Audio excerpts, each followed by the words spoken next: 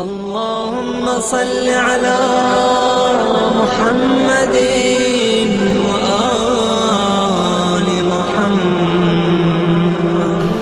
اعوذ باللہ من الشیطان الرجیم. بسم اللہ الرحمن الرحیم. الحمد للہ رب العالمین والصلاة والسلام علی اشرف الانبیاء والمرسلین وخاتم النبیین سیدنا و مولانا ابی القاسم محمد. اللهم صل على محمد وآل محمد وعلى اہل بیتہ الطیبین الطاہرین المعصومین ولعنۃ اللہ علی اعدائہم اجمعین.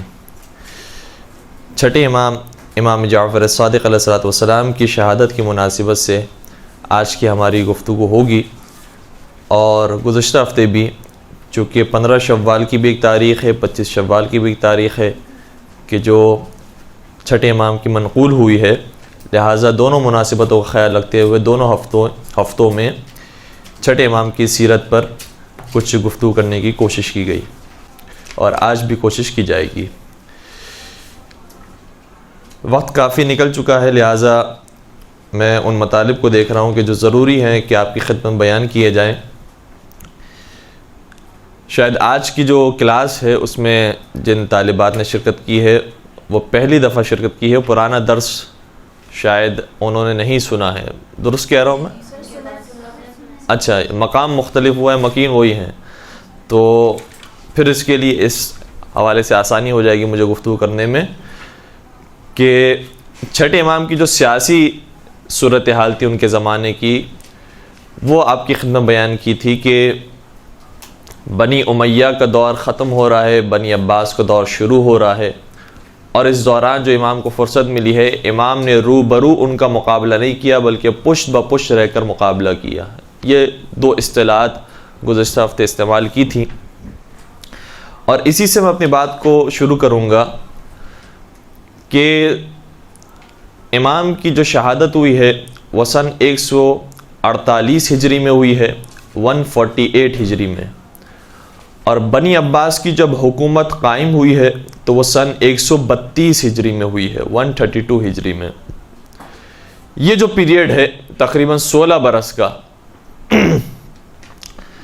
یہ زندگی کا، امام کی زندگی کا وہ حصہ ہے کہ جو امام نے بنی عباس کے ساتھ گزارا ہے، اور اس سے پہلے کا حصہ تقریباً بنی امیہ کے ساتھ گزارا گیا ہے. پہلے تو یہ ہے کہ اس زمانے میں کون کون سے واقعات پیش آئے اور کیا حالات تھے جس کی وجہ سے امام نے یہ رویہ اختیار کیا کہ صرف علمی میدان میں اپنے شاگردوں کی زیادہ خدمت کی اور اپنے طالب علموں کو پروان چڑھایا، اور دوسرے میدانوں میں مثلا سیاسی طور پر امام کی اتنی زیادہ ہمیں کارکردگی نظر نہیں آتی کہ امام نے حکومت کے اندر بھی حصہ لیا ہو. اس کو بیان کرنے سے قبل میں ایک اور نقطے کی طرف اشارہ کروں گا. ہم سارے ائمہ کی زندگی کا ایک مختصر سا اگر جائزہ لیں تو امام کے مقابلے پر جتنے وہ افراد تھے کہ جو حکومت لے سکتے تھے، ایک امام ہے کہ جو پروردگار کی طرف سے نمائندے بنائے گئے ہیں اور پروردگار کی طرف سے نبی کی طرح حاکم بنائے گئے ہیں کہ سارے مسلمانوں کی رہبری امام کے ہاتھوں میں ہونا چاہیے. لیکن وہ افراد کے جو مسلمانوں کے درمیان شہرت رکھتے تھے اور پرانے وہ سردار تھے، پرانے اپنے قبیلے کے وہ بادشاہ تھے، تو جب وہ مسلمان بھی ہوئے ہیں تب بھی ان کی بادشاہت اور ان کی سرداری کسی نہ کسی طریقے سے باقی رہی ہے. اور لوگوں کے ذہن میں تصور تھا کہ اب اگر یہ جائیں گے تو ان کے بعد ممکن ہے کہ یہ حاکم بن جائیں، اب وہ جائیں گے تو ممکن ہے کہ یہ جو بڑا سردار ہے یہ حاکم بن جائے. تو پیغمبر اکرم کے بعد جو شخصیات تھی وہ ایک ذہن کے اندر آئی کہ ممکن ہے کہ مولا کائنات کو خلافت نہ ملے، فلاں کو خلافت مل جائے، اور اس کے امکانات بہت زیادہ موجود تھے. کئی مرتبہ اس طرح کی روایتیں آپ نے کتابوں میں بھی پڑھی ہوں گی اور ہے بھی کہ جناب ابن عباس نے مثلا آگے سوال کیا، دوسرے صاحب نے آگے سوال کیا کہ آپ کے بعد کون ہوگا خلیفہ، کیسے ممکن ہے کہ مولا متقیان کو خلافت مل جائے. سب اسی گمان کے اندر تھے کہ شاید مولا متقیان کو خلافت نہیں مل سکے گی، کیونکہ اس قدر دشمنی، بغض، کینہ مولا متقیان کے خلاف تھا کہ ملنا بہت مشکل تھا. ایسے ماحول کے اندر سب سے پہلا کام امام نے جو مولا کائنات کی زندگی سے اگر ہم شروع کریں، مولا کائنات نے ان افراد کے مقابلے پر جو یہ سمجھ رہے تھے کہ حکومت انہیں نہیں ملے گی، سب سے پہلے اسٹینڈ لیا، اپنی حکومت کو قائم کرنے کی کوشش کی۔ پیغمبر نے جو انہیں جانشین بنایا تھا ویسی ہی بات انہوں نے نقل کی کہ مجھے غدیر کے میدان میں ہر مقام پر پیغمبر نے اپنے ہمراہ رکھا، بار بار تمہیں وصیت یہ کی کہ میرے بعد یہ وصی ہوں گے، یہ جانشین ہوں گے، یہ رہبر ہوں گے، لہٰذا ہماری اطاعت کی جائے۔ تو یہ کام مولا متقیہ نے ابتدا میں کیا۔ اس کا نتیجہ جب نہیں نکل سکا تو لوگ یہ سمجھ رہے تھے کہ ابھی علی بیٹھیں گے نہیں، اسی طریقے سے لڑتے رہیں گے یہاں تک کہ خلافت ضرور حاصل کریں گے۔ لیکن امام نے اپنی سیاست کو تبدیل کر دیا، پالیسی کو تبدیل کر دیا۔ لوگ سمجھ رہے تھے کہ علی اب تلوار نکال لیں گے، علی اپنے کسی بھی طریقے سے حکومت حاصل کر کے رہیں گے، اپنے نوجوانوں کو، جوانوں کو، بنی ہاشم کے جو جتنے دلیر افراد ان کو جمع کریں گے، لشکر کشی کریں گے۔ ایسا کام نہیں کیا امام نے۔ تو لوگوں کی سوچ کے خلاف امام نے عمل انجام دیا، اور لوگ یہ سمجھ رہے تھے کہ بظاہر ہم نے شکست دے دی علی علیہ السلام کو، لیکن بعد میں نتیجہ ایسا نکلا کہ پورا اسلامی معاشرہ آ گیا در علی پر کہ اے علی اب آپ ہی خلیفہ بنے۔ ایسا ماحول کریٹ کر دیا امام نے کہ سارے مسلمان مجبور ہو گئے کہ اے مولا اب آپ ہی خلیفہ بنے، اور پھر امام خلیفہ ہو گئے۔ اس کے بعد جب دور آیا امام حسن علیہ السلام کا، ساتھیوں نے ساتھ چھوڑ دیا، جو ماننے والے تھے انہوں نے ساتھ چھوڑا، بک گئے، خرید لیے گئے، تھکن ہو گئی، خستگی ہو گئی کہ بھائی اب بہت ساری جنگیں ہو گئی، ہم نے علی علیہ السلام کے ساتھ بھی بہت ساری جنگیں کی، اب آپ بھی جنگ کر رہے ہیں۔ وجوہات کی بنا پر دوستوں نے ساتھ چھوڑا، دشمن قوی ہو گئے۔ ایسے موقع پر بھی دشمن یہ سمجھ رہا تھا کہ شاید امام حسن ابھی بھی جنگ کریں گے، اپنا حق لے کر رہیں گے، والد کا حق جس طریقے سے ان کو مل گیا تھا اسی کو جاری رکھیں گے اور کسی طریقے سے حاصل کریں گے۔ لیکن پھر امام نے ان کی سوچ کے خلاف عمل کیا اور صلح کر لی۔ صلح کرنے کے بعد بھی وہ یہ سمجھ رہے تھے کہ ہم جیت گئے، کامیاب ہو گئے، لیکن صلح کے بعد جو نتیجہ نکلا ہے وہ اس قدر ان کے لیے بھیانک تھا کہ یہ انہوں نے مناسب سمجھا کہ اگر حسن صلح نہ کرتے اور ہم ان کے خلاف جنگ کر لیتے اور انہیں شہید کر دیتے تو شاید زیادہ بہتر ہوتا۔ لہذا جب امام حسین علیہ السلام کو حکومت ملی تو پھر یزید نے صلح کی بات نہیں کی کہ اے حسین آپ بھی سے بھی ہم صلح کر لیتے، کیونکہ صلح آپ کے بھائی نے بھی کی تھی، بہت اچھا کام تھا، ہمارے مفاد میں تھا، لہذا آپ بھی صلح کر لیجئے۔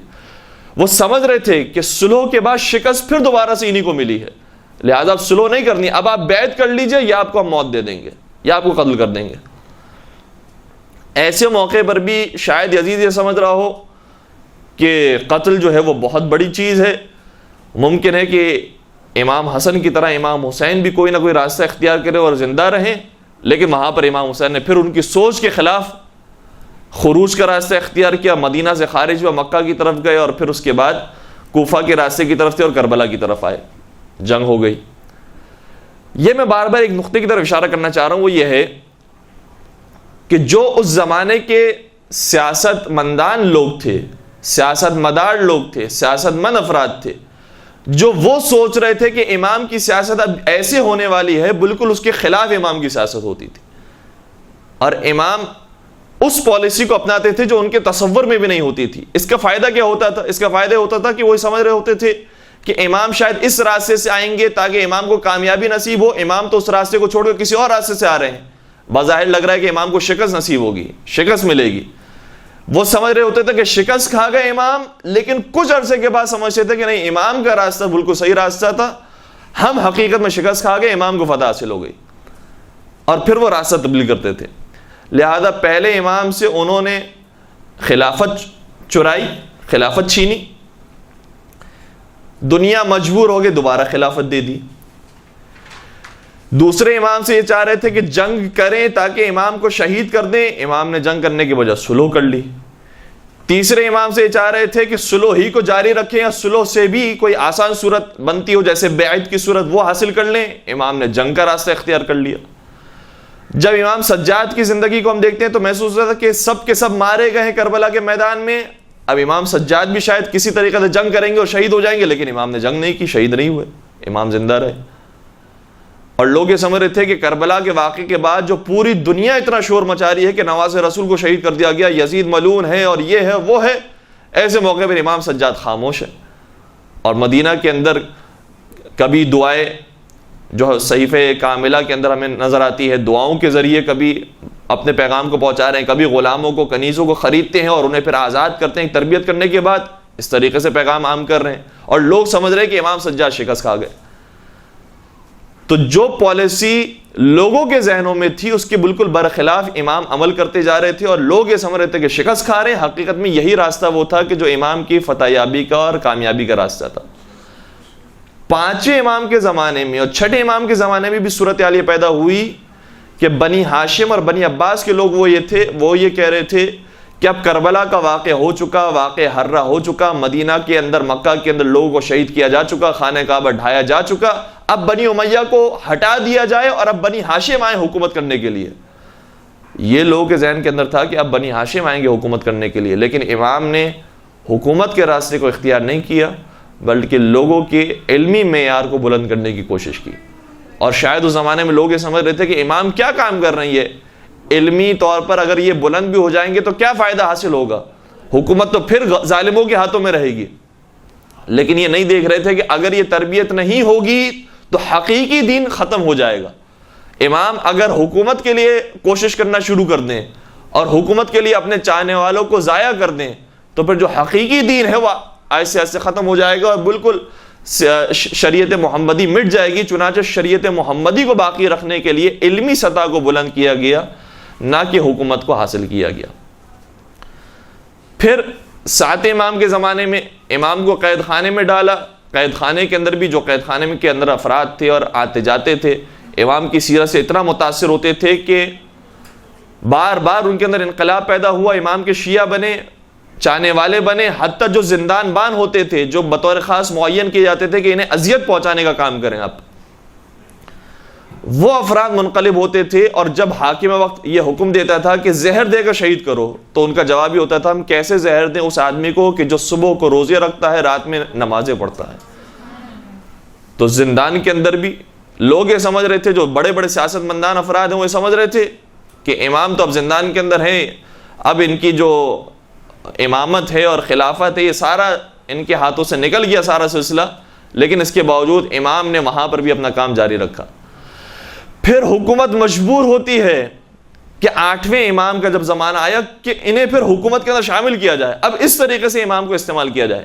جب اس طریقے سے بھی استعمال کیا گیا تو پھر بالآخر مامون رشید پشیمان ہوتا ہے کہ بھائی امام کو جو ہم نے حکومت کے اندر شامل کیا ہے، پہلے تو امام نے یہ اعلان کر دیا تھا عمومی طور پر کہ میرا کسی حکومتی کام سے کوئی تعلق نہیں ہوگا، لہٰذا یہ جتنی بھی غلطیاں کر رہے ہیں، جتنے بھی غلط احکامات یہ نافذ کر رہے ہیں، اس کا مجھ سے کوئی تعلق نہیں ہے۔ دوسری طرف سے امام کا وہاں پہنچنے کے بعد، محل کے اندر آنے کے بعد رویہ ایسا ہوتا تھا کہ جیسے کسی غریب انسان کا، کسی ملنگ درویش کا ہوتا ہے کہ چٹائی کے اوپر بیٹھ کر، دسترخوان کے اوپر بیٹھ کر، چٹائی جو ہے وہ دسترخوان کے طور پر استعمال ہو رہی ہے، اس پر بیٹھ کے کھانا لگایا گیا، غلاموں کو بلایا جا رہا ہے، سب آ کر مل کر بیٹھ کر کھانا کھائیں۔ جب لوگوں نے یہ طریقہ دیکھا تو سمجھ گئے کہ ان کو تو ولی عہد بنایا جا رہا ہے، ان کا یہ انداز ہے جن کا حقیقت میں حق بنتا ہے حکومت کرنا۔ اور جو مامون الرشید ہے وہ کبھی بھی کسی غلام کو اجازت نہیں دیتا کہ اس کے ساتھ دسترخوان پر بیٹھیں، اس کا محل دیکھو، اس کا دسترخوان دیکھو، تو خود بخود لوگوں کے ذہن میں پھر یہ حکومت ہی کے خلاف باتیں ذہن میں آنے لگی کہ جو ہماری حکومت ہے وہ درست نہیں ہے، حقیقت میں حق علی رضا علیہ الصلوۃ والسلام کا ہے۔ تو پھر حکومت کو پریشانی ہو گئی، دوبارہ سے پھر امام کو شہید کیا گیا۔ 9ویں 10ویں 11ویں امام کا زمانہ پھر سختی کے اندر قید خانے میں گزرا، بالخصوص اس لیے کہ امام زمانہ کا ظہور اور امام زمانہ کی ولادت، جس کے بعد وہ حکومت قائم ہونے والی تھی کہ جس میں ظالموں کا خاتمہ ہونے والا تھا اور عدل و انصاف قائم ہونے والا تھا، اس کے لیے بے تحاشا پریشان تھے ظالم حکمران۔ چنانچہ انہوں نے قید خانے کے اندر اور مختلف طریقے سے محبوس کر کے، محصور کر کے رکھا ائمہ کو، تو اس میں بھی وہ کامیاب نہ ہو سکے، اور وہاں پر بھی امام کے ایک سلسلہ قائم کیا کہ جو اہم ترین سلسلہ تھا اور آج تک قائم و دائم ہے کہ اگر تم ہم سے مسئلہ معلوم نہ کر سکو، ہمیں اپنے درمیان نہ پاؤ، تو جو ہمارے خاص افراد ہیں، وہ جو خاص اصحاب ہیں، ان کے پاس جاؤ اور ان سے فقہی مسئلہ معلوم کرو، ان سے مسائل دینی معلوم کرو، وہ جو جواب دیں گے وہ ہمارا ہی جواب ہوگا، چاہے انہوں نے کہیں پر غلطی کرتی ہوگی تو ہم اس کی اصلاح کریں گے، لیکن تمہیں انہی کے فتوے پر عمل کرنا ہے کہ جو ہمارے اصحاب نے بیان کیا ہے۔ تو بار بار شکست کھائی ہے ظالم حکمرانوں نے، جبکہ وہ جس راستے کو سمجھ رہے تھے کہ ائمہ اختیار کریں گے، کبھی بھی اس راستے کو ائمہ نے اختیار نہیں کیا، ایک مختلف ٹریک کو استعمال کیا، اور بظاہر وہ سمجھ رہے تھے کہ اس ٹریک کو استعمال کرنے کے بعد امام شکست کھا رہے ہیں، پیچھے ہٹ رہے ہیں، لیکن امام پیچھے نہیں ہٹ رہے تھے، باقاعدہ میدان کے اندر تھے، اور میدان کے اندر رہ کر ان کو کچھ ہی عرصے کے بعد احساس ہو گیا کہ انہیں شکست ملی ہے، امام کو شکست نہیں ملی۔ اس کے لیے ایک اصطلاح استعمال ہوتی ہے، اور وہ ہمیں اور آپ کو سمجھنے کی ضرورت ہے۔ وہ یہ ہے کہ ایک انسان کا مشن اور مقصد ہوتا ہے، اور دوسرا انسان کی ٹیکنیکس اور اس کے راستے ہوتے ہیں۔ اس مشن تک پہنچنے کا طریقہ، اس کے ذرائع، اس کے راستے ہوتے ہیں۔ مثال کے طور پر ہمیں اور آپ کو جانا ہے عبداللہ شاہ غازی کے مزار پر، تو عبداللہ شاہ غازی کے مزار پر جانے کے لیے یہاں سے لے کر وہاں تک کا جو شارٹیسٹ راستہ ہوگا ہم وہ اختیار کریں گے، یہی ہوگا جو شارٹیسٹ راستہ ہمیں معلوم ہوگا، ہم وہاں وہ اختیار کرتے ہوئے پہنچنا چاہیں گے۔ لیکن ہم وہ پہنچنا چاہ رہے تھے اس مقصد تک، درمیان میں پتہ چلا کہ ٹریفک جام ہو گیا، درمیان میں پتہ چلا کہیں پر دھرنا ہے، درمیان میں پتہ چلا کہ آگ لگا دی گئی ہے، جلاؤ گھیراؤ ہو گیا ہے، وہاں پر راستے بند ہو گئے ہیں۔ تو دو طریقے ہیں یہاں پر انسان کے عمل کرنے کے۔ ایک طریقہ یہ ہے کہ بہت زیادہ ٹریفک جام ہے، مشکل سے ہم پہنچ سکیں گے، شاید نہ پہنچ سکیں آج، تو بہتر ہے کہ دوبارہ گھر پر ہی آ جائے۔ ایک طریقہ یہ ہے کہ انسان ہار جائے، ہمت ہار جائے کہ بس اب مقصد تو حاصل نہیں ہو سکتا، دوبارہ گھر پر ہی آ جائے۔ اچھا، یہ جو گھر پر آنا ہے یہ بھی ایک مرتبہ ٹیکنیک بن سکتی ہے، یعنی اس طریقے سے انسان یہ سوچے کہ آج میں گھر پر آ رہا ہوں اس لیے کہ مجھے معلوم ہے کہ کل ٹائم مل جائے گا، میرے پاس فراغت زیادہ ہے، لہٰذا میں کل چلا جاؤں گا زیارت کرنے کے لیے، پرسوں چلا جاؤں گا زیارت کرنے کے لیے، اگلے ہفتے چلا جاؤں گا زیارت کرنے کے لیے۔ مکمل طور پر اپنے مقصد کو ختم نہیں کیا، اپنے مشن کو چھوڑا نہیں ہے، یہ بھی ایک ٹیکنیک ہو سکتی ہے۔ لیکن دوسری ٹیکنیک کیا ہو سکتی ہے کہ اگر یہ راستہ بند ہے تو کون سا دوسرا راستہ ہے جس کا امکان ہے کہ وہ کھلا بھی ہوگا اور تیز رفتاری سے ہمیں مقصد تک پہنچا دے گا، دوسرے راستے کو اختیار کریں، دوسرا نہیں تیسرے راستے کو اختیار کریں۔ اور ممکن ہے کہ اگر کہیں پر ٹریفک جام ملتا بھی ہے تو ہم اس راستے کو نہ چھوڑیں، وہیں پر ہی کھڑے رہیں، کیونکہ ہمیں معلوم ہے کہ ٹریفک جام 5 منٹ کا ہے، اگر ہم دوسرے راستے کو اختیار کریں گے تو آدھا گھنٹہ مزید اور لگ جائے گا، بہتر ہے کہ یہیں 5 منٹ انسان انتظار کرے اور چلا جائے۔ تو مختلف راستے ہو سکتے ہیں ایک ہی مقصد کو حاصل کرنے کے۔ تمام ائمہ کا مقصد شریعت محمدی کو بچانا اور اسے پھیلانا ہے۔ راستے مختلف ہو سکتے ہیں، کسی نے خلافت لے کر، کسی نے خلافت چھوڑ کر، کسی نے صلح کر کے، کسی نے جنگ کر کے، کسی نے زندان میں رہ کر، کسی نے گھر میں مسجد میں رہ کر، اور کسی نے جیسے چھٹے امام امام جعفر صادق علیہ السلام ہے،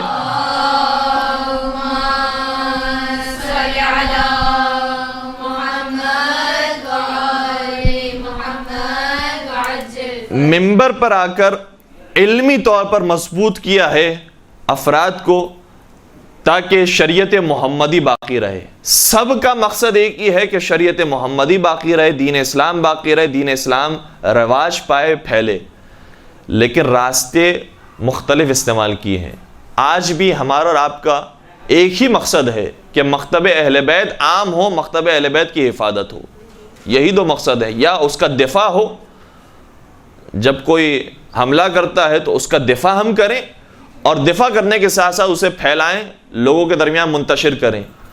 اس کے ذرائع مختلف ہو سکتے ہیں، اور یہ بھی ہے کہ ضروری نہیں ہے کہ جو مدینہ کے اندر امام نے پالیسی اختیار کی وہی ہم کراچی کے اندر بیٹھ کر پالیسی اختیار کریں، کیونکہ وہی امام کے جو مدینہ کے اندر تھے ایک مرتبہ ایک عرصے کے اندر ایک پالیسی اختیار کرتے ہیں، دوسرے عرصے کے بعد کچھ عرصے کے بعد دوسری پالیسی اختیار کرتے ہیں۔ ایک امام نے مدینہ ہی کے اندر ایک پالیسی کو اختیار کیا، دوسرے امام نے مدینہ ہی کے اندر دوسری پالیسی کو اختیار کیا۔ تو پالیسیز مختلف ہو سکتی ہے، سیاست مختلف ہو سکتی ہے، لیکن مقصد ایک ہی رہے گا، مشن ایک ہی رہے گا۔ اس مشن کو ائمہ نے کبھی نہیں چھوڑا۔ اب یہی وہ پالیسیز ہیں، یہی وہ سیاسی شعور ہے کہ جو امام کی ایک وصیت میں بھی نظر آتی ہے۔ گزشتہ ہفتے بھی میں نے عرض کیا تھا کہ ائمہ کی وصیت کو، بالخصوص چھٹے امام کی وصیت کو آپ کی خدمت میں پیش کرنے کی کوشش کروں گا۔ اماموں کی بہت ساری آخری لمحات کے اندر نصیحت اور وصیت کے جملے ہیں۔ ایک جملہ چھٹے امام کے حوالے سے بہت مشہور و معروف ہے جو نماز کے حوالے سے، لیکن اس کے علاوہ جو دوسری وصیتیں وہ اتنی معروف نہیں ہیں۔ جو غیر معروف وصیتیں، اس میں سے ایک وصیت سیاسی بصیرت کے ساتھ امام نے وصیت ارشاد فرمائی۔ ایک بات یہ ہے کہ منصور دوانقی قاتل ہے امام کا، لیکن منصور دوانقی بغداد میں ہے، امام مدینہ میں ہے۔ بغداد آپ کو معلوم ہے کہاں پر ہے؟ بغداد کہاں پر ہے؟ عراق میں۔ اور مدینہ کہاں پر ہے؟ سعودی عرب میں۔ بہت فاصلہ ہے، ہوائی جہاز کا سفر انسان کو اختیار کرنا پڑتا ہے، کچھ گھنٹوں کا سفر ہوتا ہے تب جا کر پہنچتا ہے۔ پرانا زمانہ اگر ہو تو کچھ دنوں کا، کچھ ہفتوں کا سفر ہوتا ہے جب انسان پہنچتا ہے۔ منصور بغداد کے اندر، امام مدینہ کے اندر، اور منصور نے کئی مرتبہ امام کو بغداد بھی بلایا۔ خود منصور بھی امام سے مدینہ کے اندر غالباً ملاقات بھی کرتا ہے۔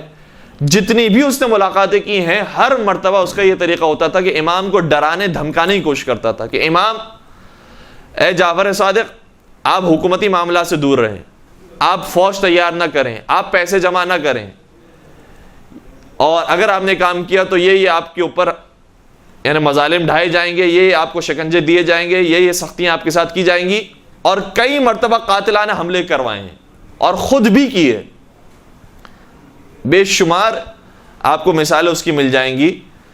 چند ایک مثالوں میں سے مثلا ایک مثال یہ ہے کہ جب امام آتے منصور کے دربار میں تو منصور نے اپنی تلوار نکالی ہوتی ہے، اور جیسے امام آتے ہیں چاہتا ہے کہ امام کی گردن اڑا دے، تلوار اٹھاتا ہے، چلانا چاہتا ہے، رک جاتا ہے، اپنے ہاتھ کو نیچے لے کر آتا ہے، پھر کچھ گفتگو ہوتی ہے، پھر اٹھاتا ہے تلوار، پھر چلانا چاہتا ہے، پھر رکھ دیتا ہے، پھر تیسری مرتبہ اٹھاتا ہے، پھر چلانا چاہتا ہے، پھر رکھ دیتا ہے، اور بالآخر امام دربار سے چلے جاتے ہیں۔ کسی نے سوال کیا، منصور تو بار بار تلوار اٹھاتا ہے، چلاتا کیوں نہیں ہے؟ تو کہتا ہے کہ جب بھی میں چاہتا تھا کہ جعفر صادق پر تلوار چلاؤں تو میرے سامنے رسول صادق آ جاتے تھے اور کہتے تھے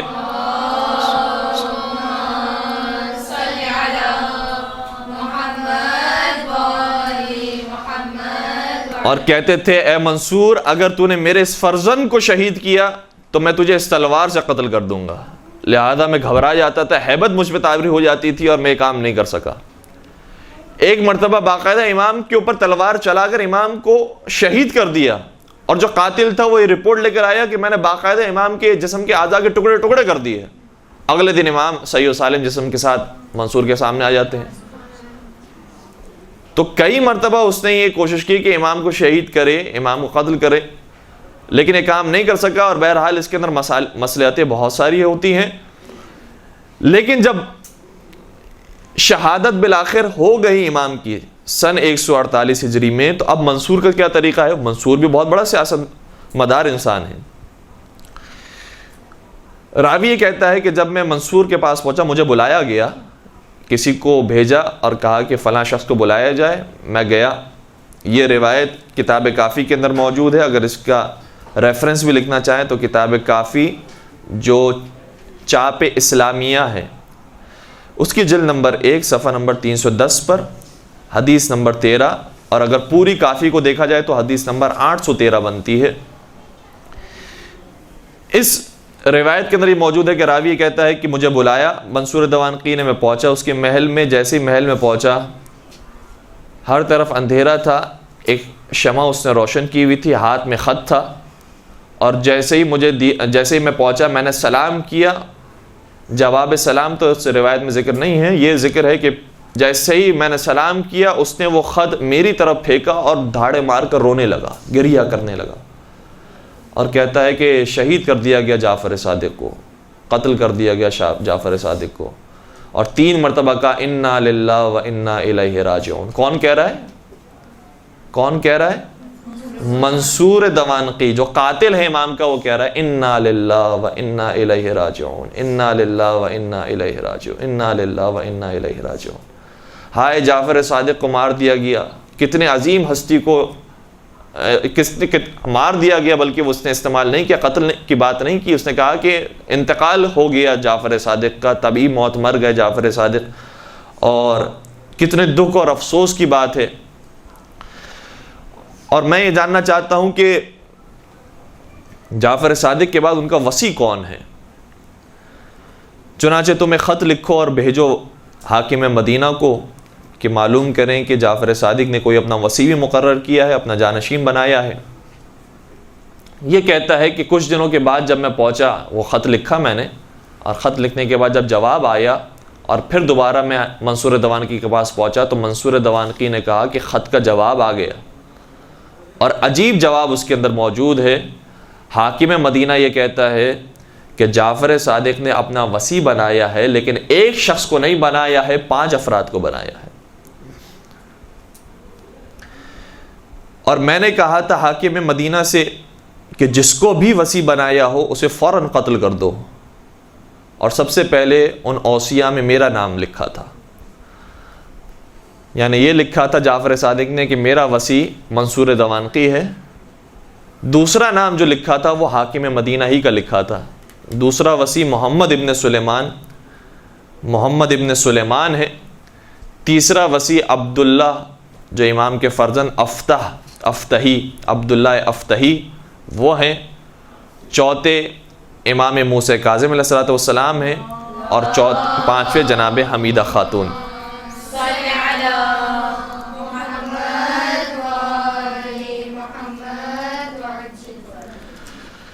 کہتا ہے کہ امام نے جب یہ اب اس انداز سے وصی بنایا ہے تو اب میں پریشان ہو گیا ہوں کہ میں کس کو قتل کروں۔ وصی تو مجھے ہی بنا دیا، وصی تو حاکم مدینہ کو بنا دیا ہے، اب میں کس کو قتل کروں؟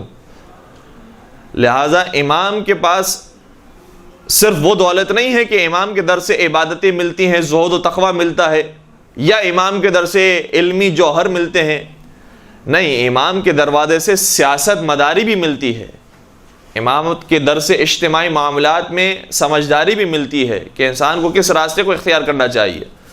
اور پھر یہی جواب، تقریباً یہی جواب جب کوفہ میں ابو حمزہ الصومالی نے سنا، ابو حمزہ الصومالی جنہوں نے چوتھے امام کا زمانہ بھی دیکھا، پانچویں امام کا بھی، چھٹے امام کا بھی،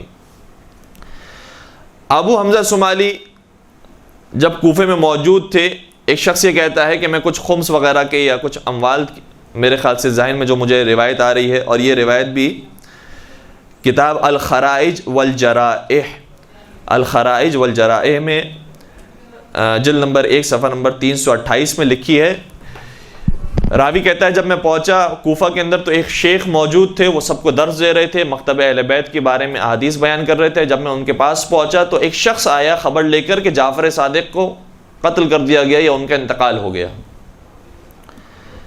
انہوں نے افسوس کا اظہار کیا، انا للہ و انا الیہ راجعون غالباً پڑھا، اور اس کے بعد سوال کیا کہ ان کا وصی کون ہے۔ تو آنے والے نے بھی یہی خبر دی کہ بعض روایتوں میں ملتا ہے کہ 3 افراد کو انہوں نے اپنا وصی بنایا ہے، بعض میں ملتا ہے 5 افراد کو بنایا ہے۔ جن 5 افراد کا نام اس نے لیا وہ وہی 5 افراد تھے کہ جو منصور دوانقی کے پاس بھی خط پہنچا تھا۔ جیسے ہی ان 5 اوصیاء کے نام ابو حمزہ الصومالی نے سنے تو جملہ کہتے ہیں، یہ جملہ بھی مختلف کتابوں مختلف انداز سے آیا ہے، لیکن الخرائج والجرائح میں جو جملہ لکھا ہے وہ یہ لکھا ہے، وہ کہتے ہیں کہ دل علی الصغیر، پہلے تو وہ فرماتے الحمدللہ الذی لم یضلنا، اس خدا کی حمد ہے کہ جس نے ہمیں گمراہ نہیں کیا اور ہدایت کا راستہ دکھا دیا۔ اور کیسے ہدایت کی؟ فرماتے ہیں کہ دل علی الصغیر ومن علی الکبیر وستر الامر العظیم۔ کہتے ہیں کہ چھٹے امام نے جو 5 افراد کو وصی بنایا ہے، ان اوصیاء کے حالات دیکھنے کے بعد پتہ چلتا ہے کہ جو ان میں سب سے چھوٹا انسان ہے، جو عمر میں سب سے چھوٹا ہے، کم سن ہے، حقیقت میں وہی امام ہے۔ وَمَنَّ عَلَى الْكَبِيرِ، اور جو کبیر یعنی جو بڑا بیٹا اور بڑے فرزند کا نام امام نے شامل کیا، وہ گویا بڑے پر احسان کیا ہے، ورنہ اس کا نام لینے کی ضرورت نہیں تھی۔ اور بعض جگہ پر یہ بھی ملا ہے منّا کی بجائے بیّنَ عَلَى الْكَبِيرِ، یعنی بڑے بیٹے پر واضح کر دیا کہ تو وصی بننے کے لائق نہیں ہے، حقیقت میں موسیٰ کاظم ہے کہ جو وصی ہے۔ وَسَتَرَ الْأَمْرَ الْعَظِيمِ، اور جو بہت عظیم امر امامت تھی اس کو پوشیدہ طریقے سے بیان بھی کر دیا۔ تو جو سمجھدار افراد تھے وہ اسی وصیت کو دیکھ کر 5 افراد کا نام دیکھ کر سمجھ گئے کہ کون حقیقت میں وصی ہے۔ منصور دوانقی ہو نہیں سکتا کیونکہ وہی قاتل ہے، وہی امام کو اذیتیں پہنچانے والا، کئی مرتبہ قاتلانہ حملہ کر چکا ہے۔ محمد ابن سلیمان یہ ہو نہیں سکتا کیونکہ اسی ہی کو تو حکم دیا ہے منصور نے کہ امام پر سختیاں رکھو۔ اور سب سے زیادہ سخت حاکم مدینہ کو بنایا گیا تھا کیونکہ امام وہاں پر موجود تھے، وہ بھی نہیں ہو سکتا۔ تیسرا شخص عبداللہ افتحی ہے۔ عبداللہ افتحی کے بارے میں خود ابو حمزہ صومالی نے آگے بھی یہ وضاحت کی ہے، کتاب اعیان الشیعہ کے اندر یہ بات موجود ہے، جلد نمبر 1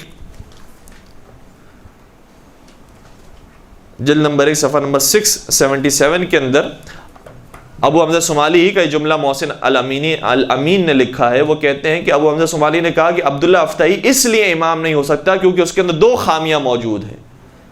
ایک جسمانی لحاظ سے وہ درست نہیں ہے، اسی لیے اسے افتح کہا جاتا ہے، اور دوسرا علمی اعتبار سے وہ کمزور ہے، اسی لیے جب بھی اس سے مسائل دینی پوچھے جاتے ہیں تو کہتا ہے مجھے نہیں معلوم، میں جاہل ہوں۔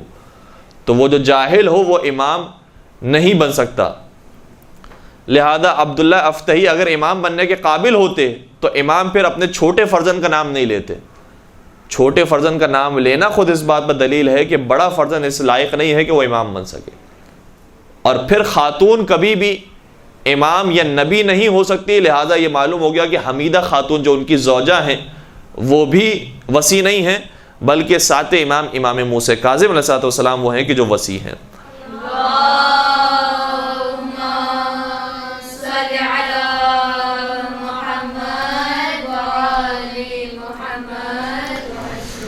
اچھا، یہاں جب ہم وصیت کو دیکھتے ہیں تو ایک سوال اگر اذہان حاضر ہے تو یہ سوال ہر انسان کے ذہن میں پیدا ہو سکتا ہے جو خاص طور پر شرعی اور فقہی شعور رکھتا ہے کہ امام کا تو لقب ہے صادق، امام تو سچ بولتے ہیں، امام نے جو وصیت کی ہے اس میں بھی یقیناً سچ بولا ہوگا، تو 5 لوگوں کو وصی بنا دیا، یا امام نے نعوذ باللہ کیا کذب سے کام لیا اور امام نے یہاں پر صداقت کا مظاہرہ نہیں کیا؟ کیا وجہ ہے؟ امام نے 5 افراد کے نام لیے، یا تو ہم کہیں کہ کذب ہے یا صدق ہے۔ اگر صدق ہے، سچی بات ہے، تو 5 کے 5 ہونے چاہیے، اور اگر کذب ہے تو یہ توقع نہیں رکھی جا سکتی امام صادق سے کہ وہ کوئی کذب کی بات کرے۔ بہت سارے جوابات ہو سکتے ہیں، اس میں سے 2 جو بنیادی جواب ہیں وہ یہ ہیں کہ جب صدق اور کذب کی بات کی جاتی ہے، سچائی اور جھوٹ کی بات کی جاتی ہے، وہ ان معاملات کے اندر ہوتی ہے کہ جب جان، مال، عزت و آبرو سے یہ بات نہ ٹکرائے۔ اگر ہمیں معلوم ہے کہ ایک ڈاکو آئے گا اور کسی شریف آدمی کا پتہ معلوم کر رہا ہے، وہ کہاں پر رہتا ہے، جیسے ہم نے پتہ بتایا اسے قتل کر دے گا، دہشت گرد ہے، مال لوٹ لے گا یا قتل کر دے گا، تو وہاں پر سچ بولنا یہ حرام ہو جاتا ہے، وہاں جھوٹ بولنا واجب ہے۔ اور یہ بہت واضح سے احکام شریعت ہے کہ جو تمام ہی فقہوں کے اندر، تمام ہی مذاہب کے اندر موجود ہیں۔ البتہ فقہ جعفریہ کے اندر بالخصوص آیت اللہ سیستانی یہ بھی فرماتے ہیں کہ جہاں پر انسان توریہ کر سکتا ہو وہاں توریہ کرے، اور توریہ کرنا ممکن نہ ہو تو وہاں جھوٹ بول کر جان بچانا واجب ہے۔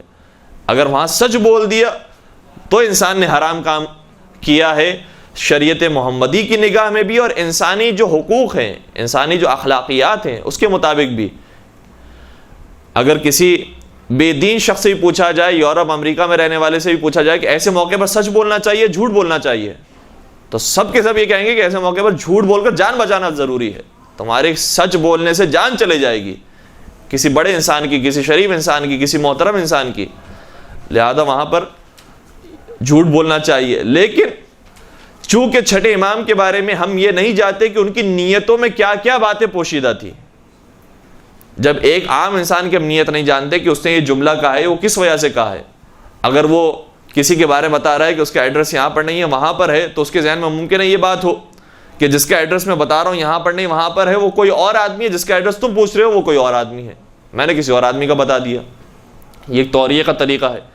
تو امام نے جو 5 افراد کے نام لیے کہ یہ میرے وصی ہیں، یہ کیا واقعاً امامت کے اندر میرے وصی ہیں یا نہیں؟ جس طریقے سے انسان اخلاقی وصیتیں کرتا ہے بہت سارے لوگوں کو کہ تمہیں میں نصیحت کرتا ہوں، یہ وصیت کرتا ہوں، جیسے کہ امام کی وصیت کا جملہ ہے کہ میری شفاعت اس کو نصیب نہیں ہوگی کہ جو نماز کو حقیر سمجھتا ہو، تو یہ جس کو وصیت کی جا رہی ہے امام کی جانب سے وہ بھی وصی ہو گیا، لیکن وہ وصی کہاں، اور جو امامت کے معاملے کے اندر وصی ہے وہ کہاں؟ لہٰذا اخلاقی وصیت اگر کسی کو کی جا رہی ہے تو وہ بھی وصی کہلاتا ہے۔ چنانچہ امام نے جس طریقے سے ہر ایک کو وصیت کی ہے، منصور دوانقی کو بھی کئی مرتبہ وصیتیں کی کہ صحیح راستے پر آ جائے، لیکن اس نے وصیت پر عمل نہیں کیا، نہیں مانا، گرچہ وصی بنایا گیا ہے لیکن اس نے وصیت کی پرواہ نہیں کی ہے، اخلاقی وصیتوں کو بروئے کار نہیں لایا ہے، لہٰذا وہ صحیح وصی نہیں کہلائے گا۔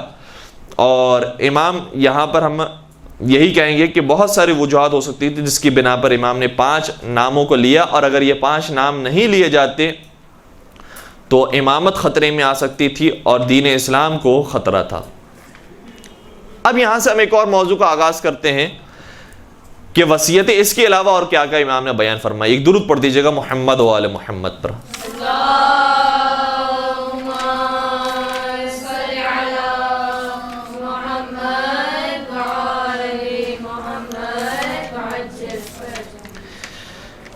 اس کے علاوہ جو امام کی وصیت ہے جو آخری مواقع پر امام نے ارشاد فرمائی، ورنہ تو وصیت انسان کو کرتے ہی رہنا بھی چاہیے، اور امام نے کی بھی ہے، کئی جگہ پر لفظ وصیت استعمال ہوا ہے لیکن وہ حقیقت میں نصیحت کے معنوں میں آیا ہے۔ جو ہمارے اصطلاح کے اندر لفظ وصیت استعمال ہوتا ہے کہ جب انسان مرنے سے پہلے کچھ کلمات ادا کرے، اگر اس معنی میں لیا جائے تو امام کی کچھ بطور خاص وصیتیں ہیں کہ جو امام نے ارشاد فرمائی۔ وہی وصیت جو نماز کے بارے میں ہے، اس کا ایک اگلا جملہ بھی ہے۔ ہم ایک حد تک اس کا جملہ پڑھتے ہیں اور بعض مقامات پر وہ نماز ہی تک جملہ محدود ہے، لیکن بعض دوسری جگہوں پر وہ جملہ آگے بڑھتا ہے۔ مثلا کتاب کافی کے اندر 2-3 مقامات پر یہ حدیث موجود ہے کہ امام نے ارشاد فرمایا کہ میری شفاعت اس کو نصیب نہیں ہوگی جو نماز کو حقیر سمجھے گا، لیکن کتاب کافی ہی کے اندر ایک مقام پر یہ حدیث آگے بڑھتی ہے۔ وہ کون سا مقام ہے؟ اس کا اگر ریفرنس لکھنا چاہیں تو کتاب کافی جلد نمبر 6 صفحہ نمبر 401، جلد نمبر 6 صفحہ نمبر 401۔ اس میں امام نے اپنے فرزند سعادت سرکار سے ارشاد فرمایا، یا بنیا انہ لا ینال شفاعتنا من استخف بالصلاۃ، اے میرے لال، ہماری شفاعت اسے نصیب نہیں ہو سکتی، اس تک نہیں پہنچ سکتی کہ جو نماز کو خفیف سمجھنے والا ہو اور حقیر سمجھنے والا ہو۔ پھر امام کی وصیت آگے بڑھتی ہے، اسی حدیث کا جملہ یہ ہے، ولا یرد علینا الحوض من ادمن هذه الاشربہ، اور وہ شخص ہمارے پاس حوض کوثر میں بھی نہیں آئے گا جو شراب پینے والا ہو۔ اور پھر امام نے سوال کیا ساتھ سرکار نے کہ یا ابا وای الاشربہ، وہ کون سی شراب ہے کہ جس کی آپ بات کر رہے ہیں؟ فرمایا کل مسکرن، جتنی بھی نشہ آور چیزیں ہیں اگر کوئی انسان استعمال کرنے والا ہے وہ پھر ہمارے پاس حوض کوثر میں نہیں آئے گا۔ تو صرف نماز کے بارے میں نہیں، اجتناب شراب کے بارے میں بھی امام کی وصیت، اور اس سے پہلے ایک سیاسی وصیت، اس کے علاوہ ایک چوتھی وصیت، اور پھر میں ان ساری وصیتوں کو نقل کرنے کے بعد ایک نتیجہ دے کر گفتگو ختم کروں گا۔ یہ وصیت بھی کتاب کافی کے اندر موجود ہے، کتاب کافی جلد نمبر 7 صفحہ نمبر 55، جلد نمبر 7 صفحہ نمبر 55۔ راوی کہتا ہے کہ میں امام کی ایک کنیز سالمہ سے جب ملا تو سالمہ نے یہ بات بتائی، وہی کہتی ہے کہ جب امام کے انتقال کا وقت قریب تھا تو امام بے ہوشی کی حالت میں تھے، اچانک ہوش میں آئے اور مجھ سے فرمایا کہ حسن افتح جو امام کا چچا زاد بھائی ہوتا ہے یا ان کا چچا ہوتا ہے، یہ بہت اہم نقطہ ہے، ان کا چچا زاد بھائی یا ان کا چچا ہوتا ہے، فرمایا کہ اس حسن افتح کو 70 دینار دے دو اور فلاں کو اتنے دینار دے دو اور فلاں کو اتنے دے دو، فلاں کو اتنے دے دو۔ امام نے جب یہ وصیتیں فرمائی تو میں نے عرض کیا کہ حسن افتح جس کی آپ بات کر رہے ہیں یہ تو وہ شخص ہے کہ جس نے آپ پر چاقو کے ذریعے حملہ کیا، خنجر لے کر آپ کے پیچھے آیا اور حملہ کیا اور آپ کو قتل کرنے کی کوشش کی، آپ چاہتے ہیں کہ اس کی مدد کریں؟ امام نے فرمایا کیا تو نہیں چاہتی کہ میرا شمار بھی ان لوگوں میں ہو جن کے بارے میں قرآن یہ اس انداز سے بیان کرتا ہے کہ والذین یصلون ما امر اللہ بہ ان یوصل ویخشون ربہم ویخافون سوء الحساب، کہ لوگوں میں سے بعض ایسے بھی ہیں کہ وہ رشتے کہ جنہیں پروردگار نے بنایا ہے ان رشتوں کی پاسداری کرتے ہیں. یہ رشتے مثلا چچا کا رشتہ ہے، ماموں کا رشتہ ہے، والدین ہے، اولاد ہے، یہ سارے رشتے وہ ہیں کہ جو ہمارے اختیار سے بتائے نہیں گئے ہیں، ہمارے اختیار سے بنائے نہیں گئے ہیں. ہم نے چوز نہیں کیا ہے کہ ہمارا چچا یہ ہو اور ہماری ممانی یہ ہو اور ہمارا پھپھا یہ ہو اور پھپھی یہ ہو. ہم نے تو اختیار نہیں کیا ہے، خدا نے بنائے ہیں. تو قرآن کی آیت یہ کہتی ہے کہ وہ رشتے جسے خدا نے بنایا ہے یہ انہی رشتوں کی پاسداری کرتے ہیں کیونکہ خدا نے بنایا ہے، اور پروردگار سے ڈرتے ہیں اور پروردگار کے حساب و کتاب سے خوفزدہ رہتے ہیں. کیا تو نہیں چاہتی کہ میرا ان افراد میں شمار ہو جائے؟ پھر فرمایا اے سالمہ، خدا نے جنت بنائی ہے اور جنت کی خوشبو 2000 سال کے فاصلے سے سونگھی جائے گی، مگر جنت کی خوشبو 2 افراد نہیں سونگھ سکیں گے. ایک وہ جو والدین کی نافرمانی کرنے والا ہو اور دوسرا رشتہ داروں سے قطع تعلق کرنے والا ہو.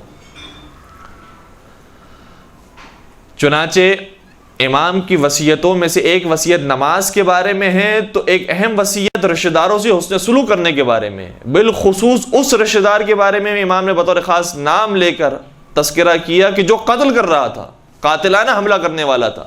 اور یہاں قاتلانہ حملہ تو بہت دور کی بات، مال چوری کرنا تو بہت دور کی بات، ہماری ذرا سی شان میں کسی نے ایک جملہ کم کہہ دیا اور ذرا ایک توہین ہو گئی تو 20 سال کے لیے اس سے قطع تعلق، 15 سال کے لیے اس سے قطع تعلق، کبھی بات نہیں کرنی، کبھی عید پر ملاقات نہیں کرنی، کبھی اس کی تقریب میں نہیں جانا، کبھی وہ ہماری تقریب میں نہیں بلایا جائے گا. ایک اگر جملہ اس نے ہماری شان میں کم کہا. تو امام نے یہاں پر بھی پیغام دیا ہے کہ صرف نمازوں کی، صرف دعاؤں کی اہمیت نہیں ہے کہ انسان مصلی پر بیٹھ جائے اور دعائیں مانگتا رہے. رشتہ داروں کے ساتھ حسن سلوک کرنا یہ ایک اہم ترین عبادت ہے کہ جو انسان کو انجام دینی چاہیے. اور آخری وصیت جو ہم نے نوٹ کی ہے، کتاب مناقب آل ابی طالب کے اندر ابن شہر آشوب نے یہ روایت لکھی ہے. مناقب آل ابی طالب میں اس کے ہم نے صفحہ نمبر یاد نہیں کیا، یادداشت نہیں کیا ہے. عربی اس کی تھوڑی بہت آپ کی خدمت میں بیان کر دیں گے تو پھر شاید اگر آپ سرچ کرنا چاہیں تو مل سکے گی. روایت یہ ہے کہ قال موسیٰ بن جعفر فیما اوصانی بہ ابی. چھٹے امام نے بیان فرمایا ان چیزوں کے بارے میں کہ جس کے بارے میں ان کے بابا نے انہیں وصیت کی تھی.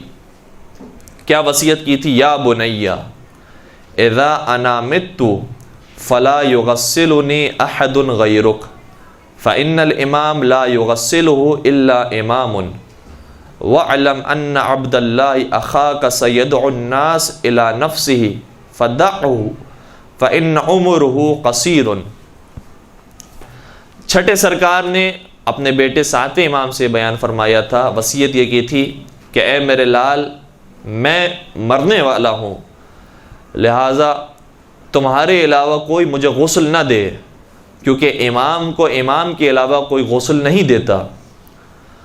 اور یاد رکھو جو تمہارا بھائی عبداللہ ہے، یعنی عبداللہ افتحی، یہ جو تمہارا بھائی ہے یہ لوگوں کو اپنی جانب بلائے گا، یعنی یہ بھی دعویٰ کرے گا کہ مجھے امامت مل گئی ہے، میں امام ہوں. لیکن جو سچے امام ہوتے ہیں وہ خدا کی طرف بلاتے ہیں، یہ اپنی طرف بلائے گا. امام فرماتے فدعہ، اسے چھوڑ دینا، اسے اپنا کام کرنے دینا. کیوں؟ فإن عمرہ قصیر، کیونکہ اس کی زندگی بہت چھوٹی ہے. بلا وجہ ایک چھوٹے معاملے کے اندر تم پڑھو اور وہ جو چھوٹا معاملہ ہے تمہارے درمیان میں پڑھنے کی وجہ سے بڑا نہ بن جائے، لہذا اسے چھوڑ دینا، وہ خود بخود معاملہ ختم ہو جائے گا. یہ بھی امام کی ایک گویا سیاسی بصیرت میں سے ایک جملہ ہے. جس طریقے سے وہ 5 افراد کی جو وصیت کی تھی، اسی طریقے سے یہ ایک اہم نقطہ ہے. غالباً احادیث کے اندر بھی اس قسم کی روایت بیان ہوئی ہے کہ جو باطل کا مقابلہ کرتے ہیں اس کے 2 طریقے ہوتے ہیں. رب باطل یموت بذکر و رب باطل یموت بترکہ. کبھی کبھار باطل کا مقابلہ جب انسان کرتا ہے تو بار بار اس کا ذکر کرتا ہے کہ یہ غلط ہیں، انہوں نے برائی کی ہے، انہوں نے دین کا خاتمہ کیا ہے، انہوں نے غلط طریقے سے دین پہنچایا ہے. بار بار ان کا تذکرہ کرتے ہیں تاکہ لوگوں کو پتہ چلے کہ یہ غلط افراد ہیں، ان کی تقلید، ان کی پیروی، ان کے پیچھے نہیں چلنا چاہیے. لیکن بسا اوقات باطل کا مقابلہ کرنے کا طریقہ یہ ہوتا ہے کہ انسان خاموشی اختیار کرے. یہ ایک عجیب طریقہ ہے. باطل کبھی کبھار بول اور زبان کے ذریعے مٹتا ہے، بولنے سے مٹتا ہے، اور کبھی کبھار خاموش رہ کر مٹ جاتا ہے. اگر خاموش رہنے کے مقام پر انسان نے بولنا شروع کیا تو باطل مٹے گا نہیں، باطل پروان چڑھے گا.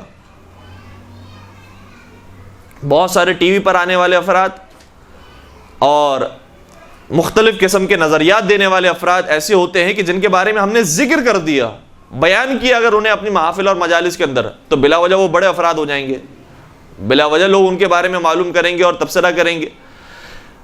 اور یہی معاملہ ہے کچھ ایسی چیزوں کا، جیسے کوئی نامناسب فلم آتی ہے، پیغمبر اکرم کے بارے میں بنائی گئی، کسی نبی کے بارے میں بنائی گئی، آج تک مجمع میں سے کسی نے نہیں دیکھی ہے، بہت کم افراد نے دیکھی. ہم نے بیان کر دیا کہ فلاں جگہ پر ایسی فلم بنائی گئی ہے، اس میں یہ دکھایا گیا ہے، نبی کی توہین کی گئی ہے، اہل بیت کی توہین کی گئی ہے. جنہوں نے نہیں بھی دیکھی تھی وہ بھی جا کر دیکھیں گے.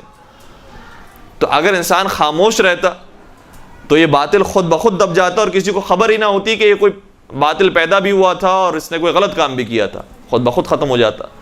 لہٰذا باطل کے بھی مقابلہ کرنے کے دو طریقے ہوتے ہیں. بسا اوقات اس کو پھیلایا جاتا ہے اور بسا اوقات اسے چھپایا جاتا ہے. اور عجیب بات یہ ہے کہ پاکستانی معاشرے کے اندر انٹرٹینمنٹ یہی بن گیا ہے کہ باطل کو پھیلایا جائے. اور جب ان سے پوچھا جاتا ہے کہ کیوں پھیلایا جا رہا ہے، کہا کہ اویئرنیس دینے کے لیے، کہ پتہ چلے کہ یہ غلط کام ہو رہے ہیں، ہمیں ان سے دور رہنا ہے. تو جو اچھے کام ہو رہے ہیں وہ بھی تو بیان کیے جائیں تاکہ اس سے قریب رہیں. وہ کوئی بیان نہیں کرتا، لیکن جو باطل کام ہوتے ہیں، جو غلط کام ہو رہے ہوتے ہیں، اسے بار بار دکھائے جاتے ہیں اور فیس بک پر عام کیا جاتا ہے، واٹس ایپ کے ذریعے عام کیا جاتا ہے کہ یہ وہاں پر غلط کام ہو رہا ہے، یہ وہاں پر غلط کام ہو رہا ہے، یہ کام غلط ہو رہا ہے. اس کے بعد کمنٹس بھی بہت برے برے آ گئے ہیں. لیکن حقیقت یہ ہے کہ باطل کا پرچار نہ کیا جائے. بہت سارے باطل ایسے ہوتے ہیں جن کا پرچار نہ کیا جائے تو انسانی معاشرے کے لیے بہتر ہوتا ہے اور اس سے دین کی بقا ہوتی ہے. لہٰذا باطل کا مقابلہ ہمیشہ اسے پھیلا کر نہ کیا جائے، کبھی کبھار خاموشی کے ذریعے بھی اس کا مقابلہ کیا جا سکتا ہے. ایک درود پڑھ دیجئے محمد و آل محمد پر.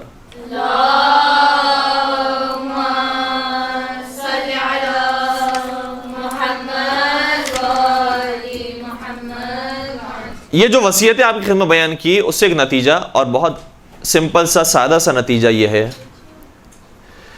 آج بہت سارے لوگ کال کر کے اور میسیجز کر کے معلوم کرتے ہیں کہ مولانا صاحب یہ بتائیے کہ کیا آج کے زمانے میں دینداری یہی ہے کہ انسان نماز شب پڑھنے والا ہو، نماز غفیلہ پڑھنے والا ہو، نہج البلاغہ پڑھنے والا ہو، صحیفہ سجادیہ پڑھنے والا ہو، قرآن مجید پڑھنے والا ہو، مفاتح الجنان پڑھنے والا ہو، کیا یہ ہے دینداری؟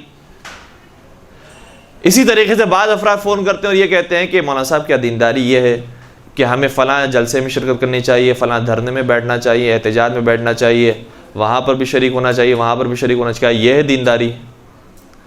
دینداری کیا ہے؟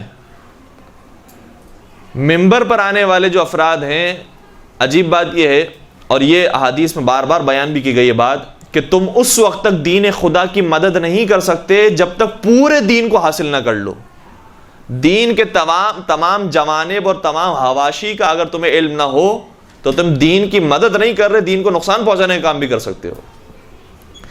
لہذا وہ افراد کی جنہوں نے کام کیا ہے ایک شعبے کے اندر، انہوں نے سیاسیات کے اندر کام کیا ہے، وہ جب بھی بات کریں گے ہمیشہ سیاست کی گفتگو کریں گے، ممبر پر آ کر دین کے نام پر سیاست کی گفتگو کریں گے.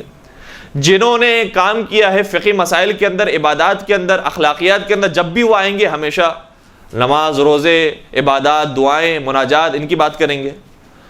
جو دوسرے قسم کے افراد ہیں، جیسے جنہوں نے اخلاقیات اور بالخصوص اجتماعی معاملات کے اندر انہوں نے کام کیا ہے، وہ مثال کے طور پر انسان کو سچ بولنا چاہیے، امانت داری کا مظاہرہ کرنا چاہیے، ایک دوسرے سے اچھا سلوک کرنا چاہیے، اچھا برتاؤ کرنا چاہیے. یہی دین ہے کہ انسان مخلوقات کی خدمت کرے، خدمت خلق ہی دین کا اصل مقصد ہے.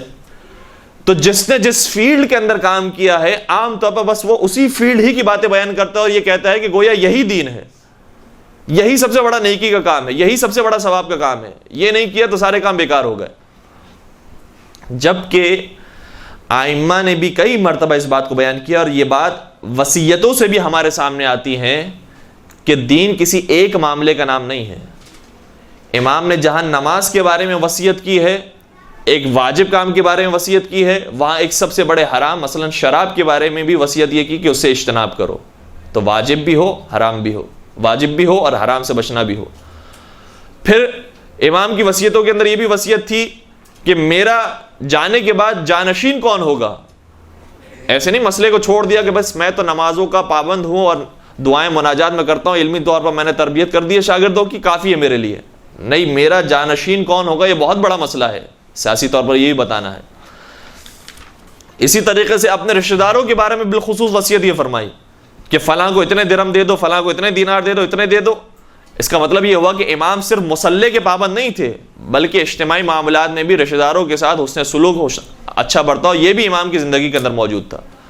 تو انسان کی زندگی کے انفرادی ذمہ داریاں بھی ہیں، اجتماعی ذمہ داریاں بھی ہیں، خاندانی ذمہ داریاں بھی ہیں، سیاسی ذمہ داریاں بھی ہیں، دینی ذمہ داریاں بھی ہیں، دنیاوی ذمہ داریاں، نہ جانے کتنی ذمہ داریاں ہیں۔ کسی ایک ذمہ داری کی طرف انسان لگ پڑے اور آگے بڑھتا جائے اور سمجھے کہ یہی دین ہے، وہ دین کا ایک حصہ تو ہو سکتا ہے، پورا دین نہیں ہو سکتا۔ پورا دین حاصل کرنا ہوگا تو دین کے تمام جوانب پر عمل بھی کرنا ہوگا اور لوگوں کی خدمت میں بیان بھی کرنا ہوگا۔ مولا متقین امیر المؤمنین حضرت علی ابن ابی طالب صلی اللہ علیہ وسلم کی ایک حدیث ہے،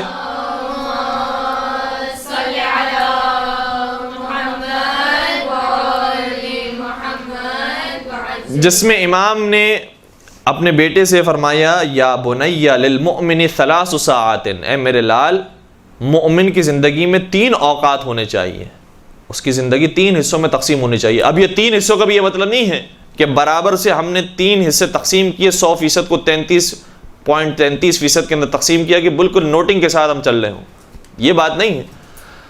یہ بیان کرنے کا مقصد ہے کہ تینوں حصے ہونے چاہیے انسان کی زندگی میں، کچھ کوئی حصہ بڑھ جائے، کوئی حصہ کم ہو جائے، حالات کے حساب سے یہ ہونا چاہیے۔ پہلا حصہ کیا ہو؟ فرمایا ساعۃ فیہا یناجی ربہ، زندگی کا ایک حصہ ایسا ہونا چاہیے جس میں وہ خدا سے مناجات کرے، اور مناجات خدا کے اندر نماز بھی شامل ہے، دعائیں بھی شامل ہیں، تعقیبات بھی شامل ہے، مثلا ائمہ کے زیارت ہم پڑھ رہے ہیں وہ بھی شامل ہے، جتنے بھی یہ عبادتی پہلو ہیں وہ سب کے سب شامل ہیں۔ زندگی کا ایک حصہ مناجات خدا کے لیے ہونا چاہیے۔ وَالسَّاعَةٌ فِيهَا يَرُمُّ مَعَاشَ، تقریباً یہ جملے ہیں، فرماتے ہیں اور زندگی کا ایک حصہ رزق حلال کمانے کے لیے ہونا چاہیے۔ اب ظاہر سی بات ہے کہ جب مردوں سے انسان مخاطب ہوگا تو بالخصوص ان کے لیے بات ہے کہ اگر صرف نماز روزے کے اندر لگ گئے تو کون نان و نفقے کی ذمہ داری اٹھائے گا، کون لے کر آئے گا کھانا، اور کون وسعت پیدا کرے گا اپنے خاندان کے لیے؟ لہٰذا یہ ذمہ داری بھی ہے انسان کے اوپر۔ تیسری چیز بیان فرمائی وَالسَّاعَةٌ فِيهَا يَخْلُ بَيْنَهُ وَبَيْنَ نَفْسِهَا وَبَيْنَ لَذَّتِهَا، فرمایا کہ اور تیسرا حصہ انسان کی زندگی کا ایسا ہونا چاہیے کہ جو اپنے اور لذات دنیاوی کے ساتھ مخصوص ہو، تاکہ انسان ان نعمتوں کو حاصل کر کر تقویت پیدا کرے، یعنی کھانے پینے کے لیے بھی وقت دے، دسترخوان پر بھی بیٹھا ہو تو اچھے طریقے سے بیٹھے۔ یہ نہیں ہے کہ جلدی جلدی کھانا کھا کر نماز کے لیے ہمیں جانا ہے، بلکہ روایتوں کے اندر جملہ یہ موجود ہے کہ جو شخص دسترخوان پر بیٹھ کر کھانا کھاتا ہے وہ حصہ پروردگار اس کی زندگی کا شمار نہیں کرتا۔ سکون سے بیٹھ کر کھانا کھایا جائے۔ ائمہ اطہار علیہ السلام کا طریقہ نہیں ہوتا تھا کہ بہت جلدی جلدی نوالے لی اور چلے گئے، سکون سے بیٹھ کر کھانا کھایا کرتے تھے۔ اور یہ تو آج کے جو ڈاکٹر حضرات ہیں وہ بھی کہتے ہیں کہ جو جلدی جلدی کھانا کھایا جاتا ہے اس کے مضر اثرات ہوتے ہیں انسان کی جسم پر، لہذا جلدی جلدی کھانا نہ کھایا جائے، سکون سے بیٹھ کر کھانا کھایا جائے۔ یا جو دوسری حلال لذات ہیں ان کو صحیح طریقے سے سمندر کے کنارے انسان پہنچ جاتا ہے، یہ حلال چیز ہے۔ سبزہ دیکھنے کے لیے کہیں پر جاتا ہے، حلال چیز ہے۔ اپنے بچے کو دیکھتا ہے، خوش ہوتا ہے، اسے پیار کرتا ہے، یہ حلال چیز ہے۔ تو بے شمار حلال لذتیں اسے حاصل کرنا یہ بھی انسان کی زندگی کا ایک حصہ ہے۔ یہ مولا متقیان کی حدیث تھی جس میں فرمایا کہ اپنی زندگی کو 3 حصوں میں تقسیم کرو۔ ایک امام رضا علیہ السلام کی حدیث ہے جس میں فرمایا کہ انہوں نے کہ 4 حصوں میں اپنی زندگی کو تقسیم کرو۔ ایک اور حدیث ہے جس میں فرمایا گیا کہ 5 حصوں میں تقسیم کرو۔ ان ساری حدیثوں کو بیان کرنے کا مقصد یہ ہے کہ صرف انسان کو ایک پہلو کو نہیں اٹھا لینا کہ یہی زندگی کا مقصد ہے، یہی دین نے سکھایا اور یہی انسان کو کرنا ہے، بلکہ ساری چیزوں کو ساتھ لے کر چلنا، اعتدال کے ساتھ، توازن کے ساتھ۔ یہ ہے حقیقت میں دین اسلام کہ جس کی تعلیمات ائمہ اطہار علیہ السلام کی طرف سے ہمیں ملی ہے۔ پروردگار سے دعا کرتے ہیں کہ انشاءاللہ سیرت محمد و آل محمد پر ہم سب کو چلنے کی توفیق عطا فرمائے، محمد و آل محمد کی زندگی اور ان جیسی موت ہم سب کو نصیب فرمائے، ہمارے تمام گناہ کبیرہ اور مرحومین کے تمام گناہ کبیرہ صغیرہ کی مغفرت فرمائے انشاءاللہ. جتنے شیعان حیدر کرار ان تمام کی جان مال عزت و آبرو کی حفاظت فرمائے. اگر مشکلات کہیں پر آتی ہیں، پریشانیاں آتی ہیں اور یہ ہمارے حق میں بہتر ہے تو انہی مشکلات پر صبر و شکر کرنے کی ہم سب کو توفیق عطا فرمائے. اور امام زمانہ عجل اللہ تعالی فرج الشریف کا ظہور جلد جلد فرمائے. ہمیں ان کے آوان انصار عاشقین و محبین میں شمار فرمائے. ربنا تقبل منا انک انت السمیع العلیم وتب علینا انک انت التواب الرحیم برحمتک یا ارحم الراحمین. اللجن اللجن يا مولا اللجن اللجن اللجن اللجن اللجن اللجن اللجن يا صاحب السماء اللجن اللجن اللجن